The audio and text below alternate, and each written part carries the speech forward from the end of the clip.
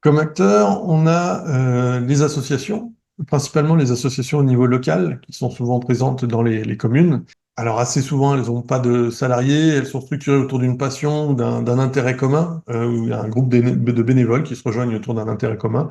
Ça peut être des activités sportives, des initiatives pour améliorer la vie dans la commune, ou des trucs comme voilà, faire des soirées jeux de société, de la moto. Enfin, il y a plein de manières de raisons de se réunir en association.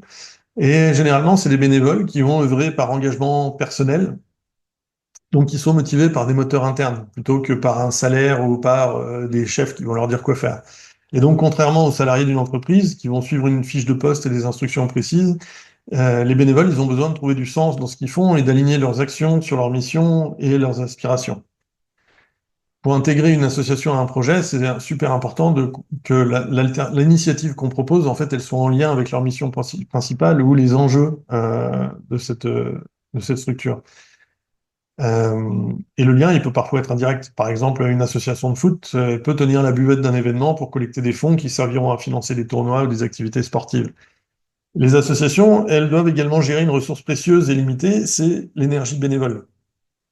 L'énergie, elle ne peut pas être gaspillée sur des actions qui sont trop éloignées de leur objectif principal.